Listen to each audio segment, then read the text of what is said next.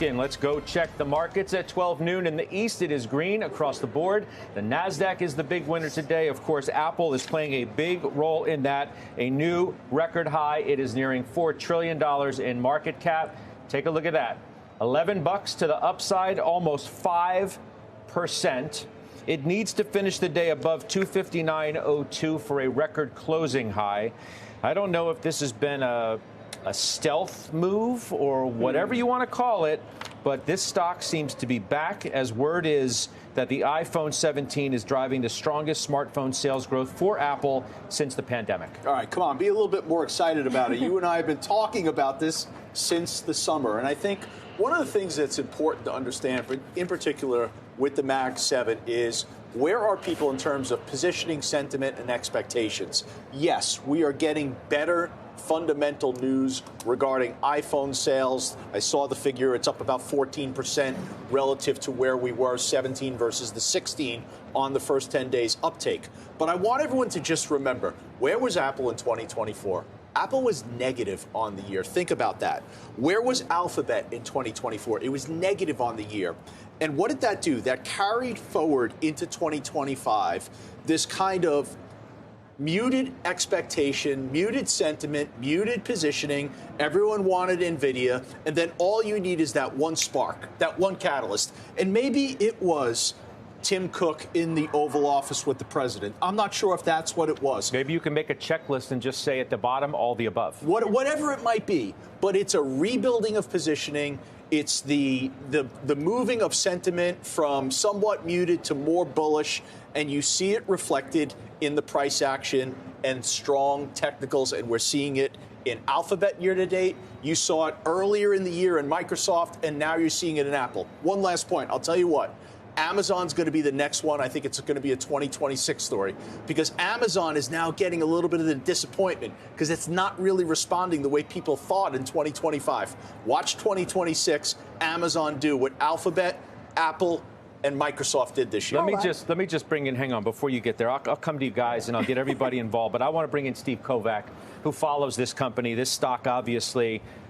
As we look at this stock hit a new high, Joe said maybe it's this, maybe it's that, maybe it's everything. Maybe it's the fact that just the company has finally given people a reason to buy a new phone, to upgrade after a number of years, the strongest, as we said, since the pandemic.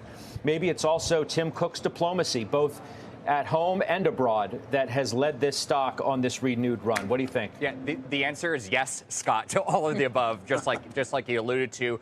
And part of that is also we're seeing the China rebound as well. So that Bloomberg headline that Joe was referring to, that they are estimating that sales are 14% better than they were a year ago. And we've been hearing that since the iPhone went on sale about a month ago. That base model of the iPhone 17, got some of those high-end features that we saw in the Pro models before. That's finally made their way down to that base model.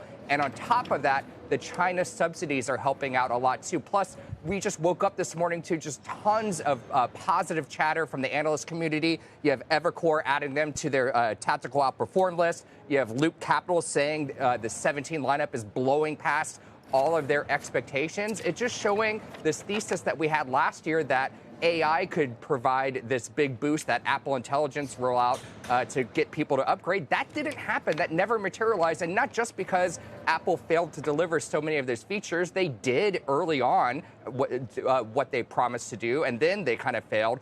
What we're seeing here is new designs, new form factor with the iPhone Air. All of that is getting people excited. I saw this on launch day. I was standing outside the Fifth Avenue Apple store, Scott, and you could just tell the vibes were totally different. People were excited about this lineup. They wanted those new Pro phones with that great camera system and a new design. The Air doesn't seem to be selling as well here in the United States, but in China, those customers are really hot on it. So, look, we're in 10 days' time. I'm going to be out in Cupertino. We're going to have those earnings. We're going to get our first real data, the first several days of iPhone 17 sales, and then I'll just talk about what Loop Capital was saying this morning. Look out for the guidance, because that might actually surprise to the upside for the December quarter if this momentum continues, Scott.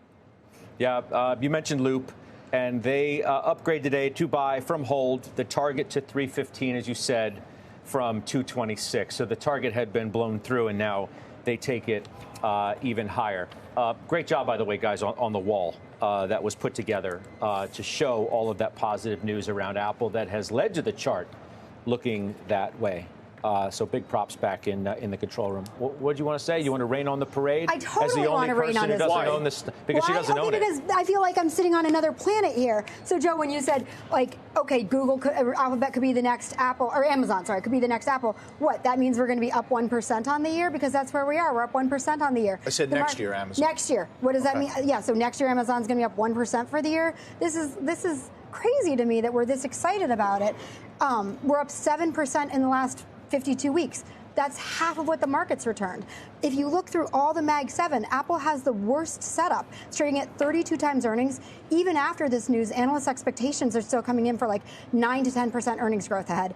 Everything else out there has either a better PE or better earnings growth ahead of it. And I just think, like, I don't know where all this excitement is coming from. It's not in the huge AI space. It's not. It's just, to me, I'm like, what are we talking about? Why are we getting so excited about something that's up 1% on the year, 7.5% over the last 52 weeks? It's just like none of the numbers look compelling to me. I could look out like far past the Mag 7 and find tons of things that I think have a better earnings growth story, a better valuation story behind it. You know, I sold Nextera a couple weeks ago because the numbers were not even this compelling. It was 23 times earnings with 8% earnings growth, and I sold it because I thought that was too expensive. So I don't see how we get this pumped about it. Like, yeah, from a new iPhone perspective, the story's good, but from a valuation, fundamental analysis perspective, it's boring. Wow. The stock's up 30%. Okay. The stock is up 30% since the beginning of August. When I came on air, we talked about it. I said this is a moment that is a clearing event. Year to date. It's up 30% since the beginning of August when we came on air and we highlighted it. We said this is the moment that we believe Apple is about to make the move. Take your 30% and be done. No, thank you. Like, why should it go higher from here? Momentum. Josh, what do you think? Respectfully. Yeah, I know. You're Team Joe. You're Team Joe. No, just respectfully, there are a lot of things that I just choose not to have an opinion on. This is technology, and I have to tell you, the thing that none of us are saying out loud, but is like buzzing like wildfire among Silicon Valley people, is that Apple has a secret project underway for employees only. It's their own in-house chatbot. Codename is Veritas. It is not available to consumers right now, but it is probably the early stages of what Apple's AI is actually going to be. Apple Intelligence was a bust. We all know that. It's not that it doesn't work. It's that it didn't drive people to say, I have to have the new iPhone. And the 17 is doing well, probably better than myself and most other people really had given them credit for. And I think that's why you're seeing the stock at a high. But what takes this higher? What justifies 30 times earnings, which is admittedly very high for a company with this level of growth? The only thing that could do that is a chat GPT that Apple develops and releases in its app store as its own in-house AI available to consumers. And the buzz right now is that that's a thing that's going to happen. That's not in anyone's numbers. So right now, OpenAI's app, ChatGPT, is the best app for AI in the App Store. And then we also know Apple's heavily reliant on Gemini. But the thing is, Apple employees are now using Veritas, and they are getting contextual answers based on their own personal life, their own personal history in using that. Well, and if and when Apple decides that they want to roll this thing out, that's a whole different story for the stock. And that's the thing that I think nobody has in their numbers or their expectations. And that is the most important thing that could happen.